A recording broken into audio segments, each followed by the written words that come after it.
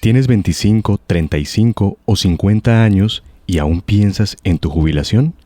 En este episodio te mostramos cómo puedes construir desde hoy una vida tranquila para mañana sin importar cuánto ganes o en qué trabajes. Hablamos de pensión voluntaria, inversión, nuevas formas, etc. Porque tu libertad no se improvisa, se planea. Bienvenidos a un nuevo episodio de Finanzas en Comunión. Como siempre, es un honor estar aquí con ustedes y por supuesto es un honor que me acompañe Diego Medina, nuestro experto en finanzas. Diego, ¿cómo te encuentras hoy? Muy bien, Brian. Feliz, contento de estar aquí de nuevo contigo, con Carlos, nuestro productor y por supuesto con todos nuestros oyentes porque pues hoy es un día también para agregar valor. Claro que sí. Diego, y hoy tenemos un tema interesante, es un tema muy importante, pero que muchas personas evitan hablar de él. Estamos hablando nada más y nada menos que la famosa y la dichosa pensión. Tema álgido, ¿no? Que es el dolor de cabeza de, yo creo que casi de todos. Sí. Nadie se salva. Muy pocas personas, digamos, que no están preocupadas por su futuro, por su pensión. O algunos, Brian, y permíteme añadir esto, o algunos un poco despreocupados, ¿no? Que también es otra señal de alerta que tenemos allí. Exactamente. De hecho, Diego, muchos jóvenes piensan que nunca les va a tocar. Sí, entonces no se preocupan por eso. Pero también está la otra cara de la moneda, que son las personas un poco mayores, que tienen 45, 50 años, etcétera, que dicen, no, ya es muy tarde. Ya me quedé sin pensión, no sé qué voy a hacer en los próximos 20 años, por ejemplo. ¿Por qué crees que las personas evitan hablar de este tema, de la jubilación? Brian, porque cuando hablamos de jubilación o libertad financiera futura, mucha gente desconecta de inmediato. Es como si fuera un tema lejano, aburrido o algo que no le va a afectar nunca. Pero aquí no se trata solo de pensar en la vejez como tal. Se trata de poder vivir con tranquilidad porque esta es una etapa donde también el cuerpo cambia. Eso no lo podemos negar de ninguna manera. Las prioridades cambian y lo ideal sería que ya no tengas que trabajar por obligación, sino porque quieres. Esa es la diferencia entre envejecer con miedo o envejecer con paz. Y esa paz financiera, Brian, no se construye de la noche a la mañana. Se construye con decisiones que tomas hoy, con lo poco o con lo mucho que tengas. Porque resulta que precisamente a veces nos resistimos un poco porque pensamos que desde la escasez, ¿verdad? Porque incluso si ahora tus ingresos son bajos o irregulares, existen opciones para empezar a asegurar ese futuro. Y es parte de lo que vamos a entregar hoy en este episodio porque lo importante es empezar a cambiar el chip. De eso se trata la educación financiera, de eso se trata este podcast. Dejar de pensar que esto es solo para los que ganan mucho o para cuando esté viejo y empezar a verlo como una forma real de proteger tu dignidad y tu libertad. Diego, yo quisiera que nos pusieras, para poder entenderlo mejor, un ejemplo. Por ejemplo, ¿qué pasa cuando dos personas con el mismo ingreso empiezan a pensar en su futuro, pero una tiene 28 años y la otra, no sé, 45, 50 años? Ok, vamos a hacerlo de una manera realista. Solo déjame añadir algo porque no me quiero quedar con esto guardado a la respuesta que te daba hace un momento, Brian. Esa resistencia de los muchachos, pero también de los que estamos un poco mayorcitos, esa resistencia no es solo racional, es profundamente emocional. Y eso necesitamos empezarle a prestar atención. Ahora, si vamos a llevar entonces esto a la vida real, algo mucho más tangible, ¿verdad? Vamos a imaginarlo con números redondos que nos facilitan siempre el cálculo, Brian. Me parece. Mira, imaginemos a una persona con un salario de 3 millones de pesos, un salario o un ingreso, vamos a dejarlo como ingreso. Esta persona destina el 16% de esto al sistema pensional. 16% es lo que se cotiza, ¿ok? Ahora, ahí estamos hablando de 480,000 pesos mensuales y se obtiene una rentabilidad anual promedio del 8%.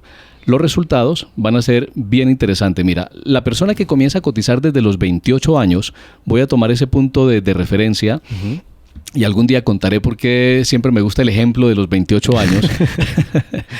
Si esta persona comienza a cotizar a esta edad, 28 años, durante 30 años va a alcanzar un fondo aproximado de 674 millones. Estamos haciendo aquí un cálculo grueso, ¿verdad? Okay. En cambio, si alguien empieza a los 45 años, y hace exactamente los mismos aportes, pero ya durante 13 años, que es el periodo que le resta, entonces esta persona va a terminar con un poco más de 128 millones de pesos. Entonces fíjate ahí la enorme diferencia, claro, ¿no? Que sí.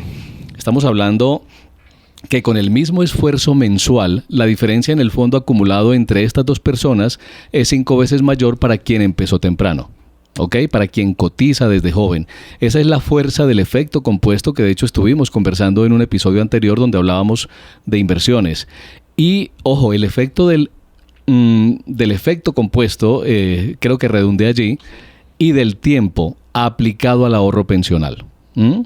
Así que no importa si piensas que esto es o no para mí ahora, o ya voy tarde, porque ese es el otro pensamiento, ¿no? Estamos hablando aquí de dos momentos de la vida distintos. Lo importante es que en la jubilación no te quede solo un número pequeño, Brian, sino la libertad de decidir cómo vivirla.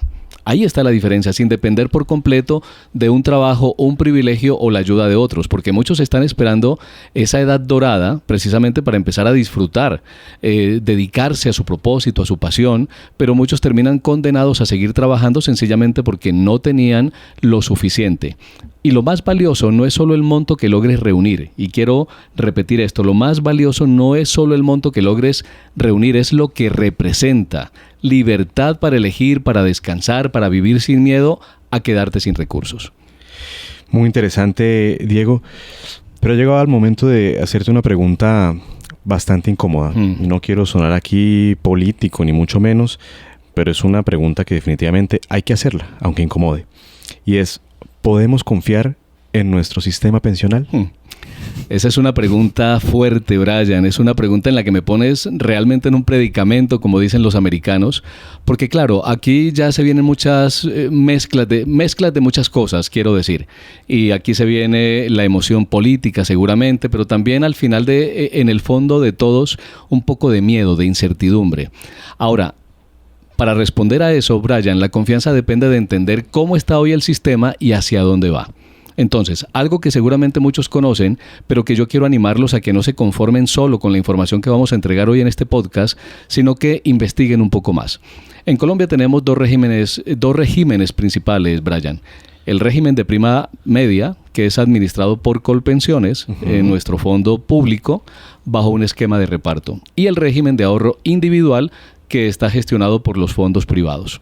Ahora, precisamente este año, desde julio de 2025, entró en vigencia la reforma que introduce un sistema de 4 pilares: solidario, semicontributivo, contributivo y de ahorro voluntario. El pilar solidario va a apoyar a adultos mayores vulnerables y lo va a hacer con una renta básica de alrededor de unos 224,000 pesos, vamos a redondear. El pilar semicontributivo busca dar una renta vitalicia a quienes cotizaron entre 300 y 999 semanas, con subsidios del Estado de entre 20 y 30%. Esto hoy va a sonar un poco acartonado este episodio, pero necesitamos entregar cifras. Y en el pilar contributivo cotizas hasta 2.3 salarios mínimos con Colpensiones y el excedente se va a ir a una cuenta individual en fondos privados. ¿Cómo vamos hasta ahí, Brian? Bien. Hasta ahora todo claro. Ahora, ya metámonos un poco a la parte álgida, ¿no? Y es que tengo que decir que el sistema tiene limitaciones importantes. La primera es que la cobertura sigue siendo baja. Actualmente más de 11 millones de colombianos no cotizan en ningún régimen, ¿ok?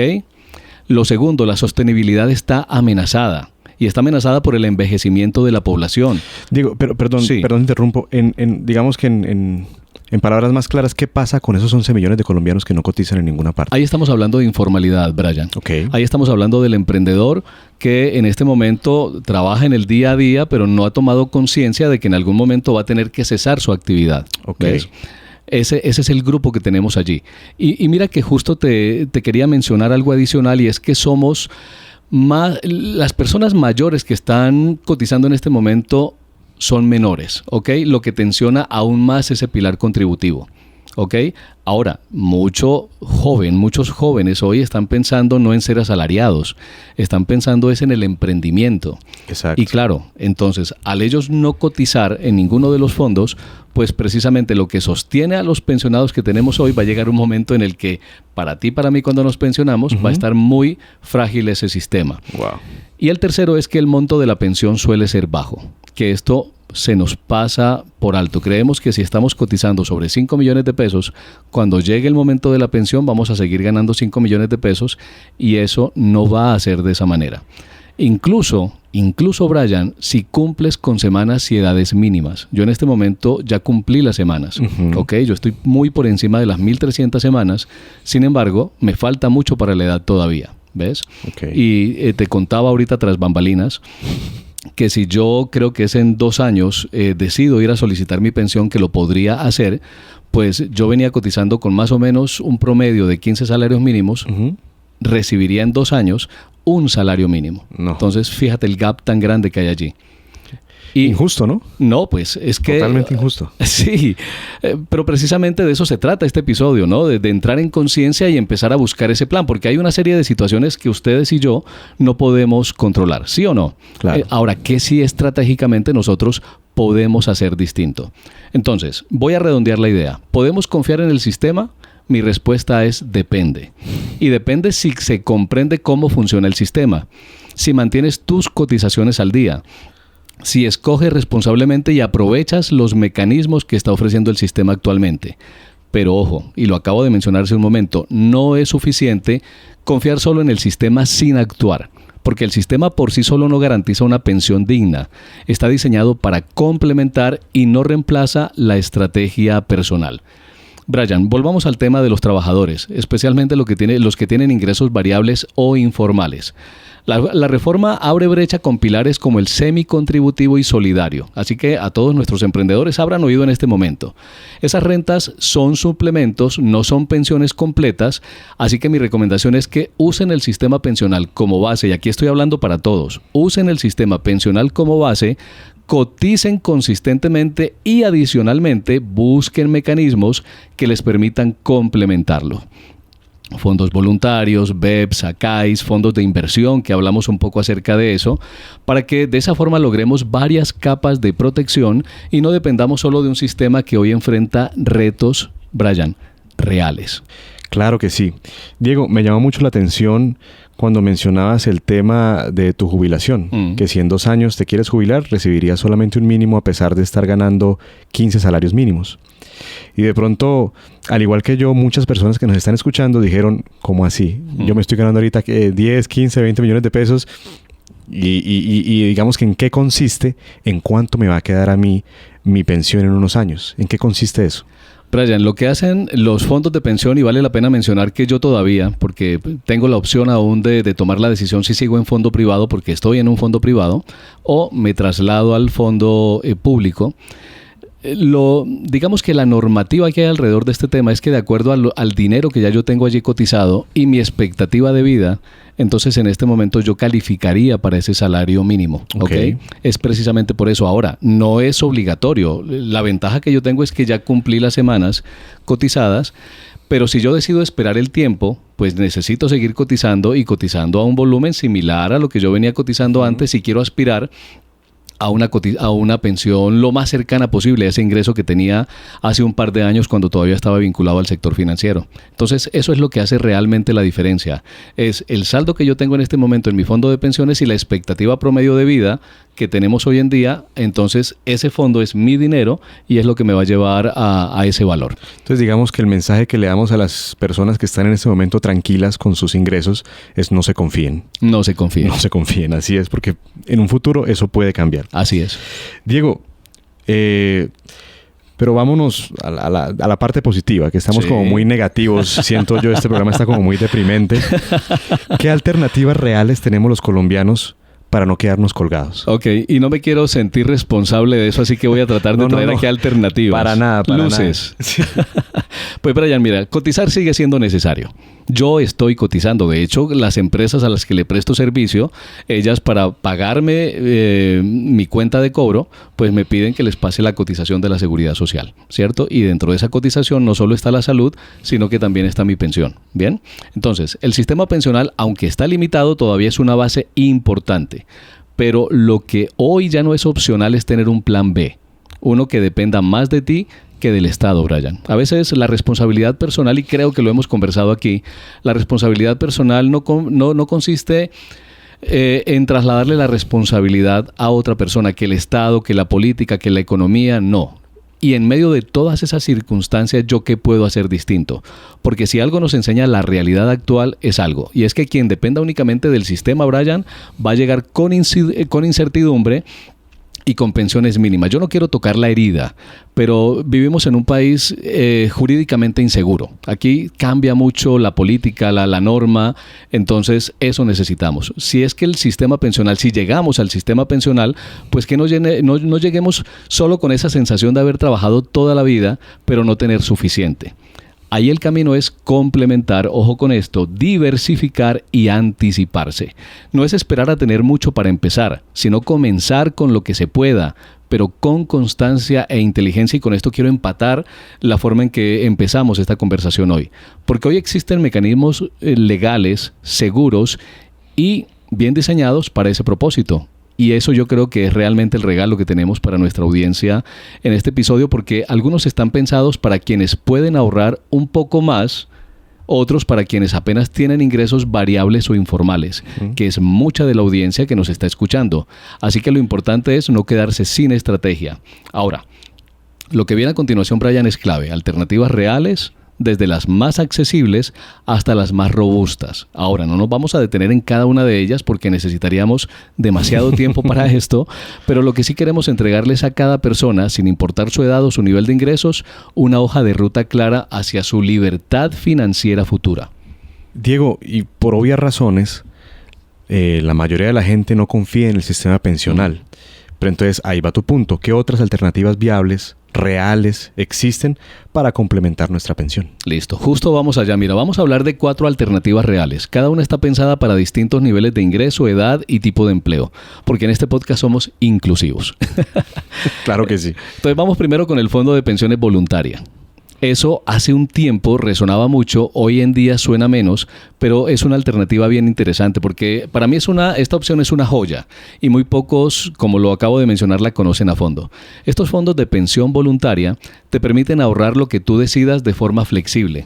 Además, y ojo con esto, ofrecen beneficios tributarios poderosos porque puedes descontar hasta el 30% de tu ingreso por los aportes, sobre el valor del aporte que estás realizando estos fondos, y naturalmente eso va a reducir el impuesto a pagar. ¿Qué es lo mejor del fondo de pensión voluntaria? Que están regulados por la Superintendencia Financiera y tú eliges el portafolio de inversión según tu perfil. Acuérdate que lo conversamos en el episodio de inversiones, Brian. El perfil conservador, el moderado o el agresivo. Y sirven incluso si ya estás cotizando en Colpensiones o en una AFP. Es como tener un tanque extra que tú estás controlando, Brian. Ese sí tú lo puedes controlar. ¿Y cuál puede ser el siguiente, Diego? Hablemos de la CAI. Aquí estamos hablando de la administradora del componente complementario de ahorro individual. Esta figura aparece con la reforma pensional del 2025, es decir, estamos hablando de un tema muy nuevo. Si tú ganas más de 2.3 salarios mínimos mensuales legales vigentes, estamos hablando más o menos algo más de 3 millones de pesos, ¿cierto? Sí. Lo que sobrepase ese monto ya no se va a Colpensiones. Ahí debes escoger una ACAI que es en un fondo privado para que administre ese ahorro complementario. Ahora, si tú no eliges, te asignan uno por defecto.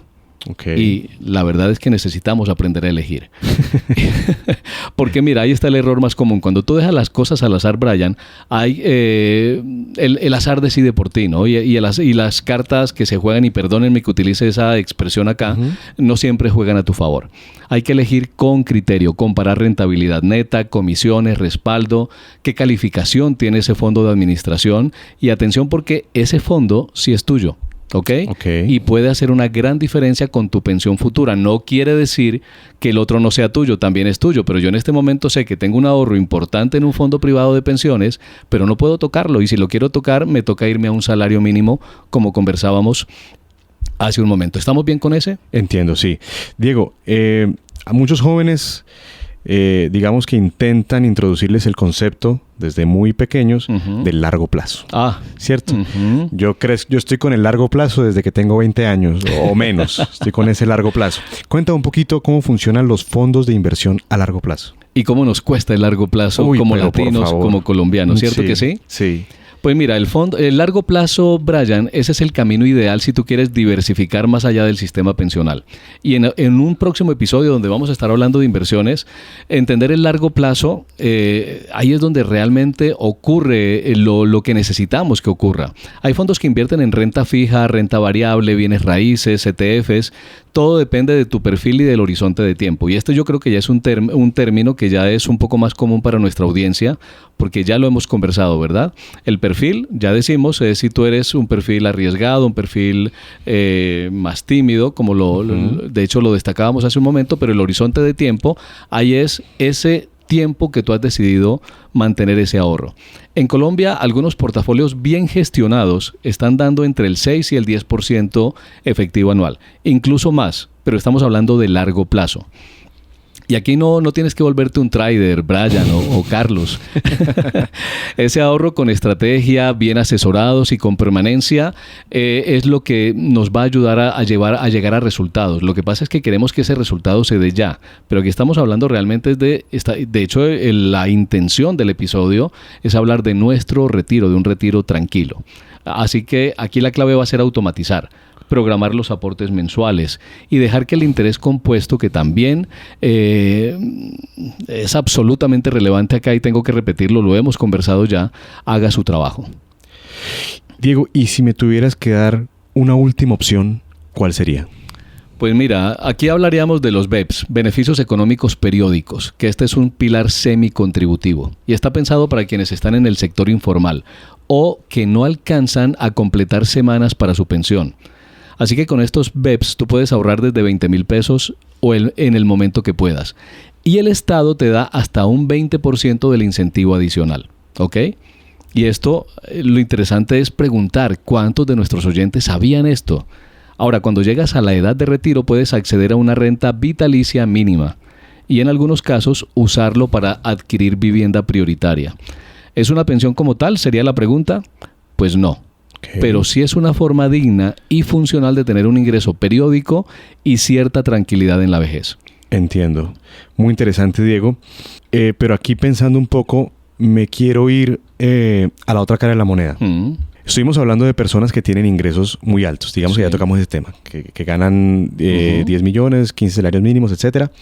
Pero ¿qué pasa si una persona que gana el salario mínimo quiere empezar a preocuparse por su futuro, por su pensión? ¿Cómo puede hacer?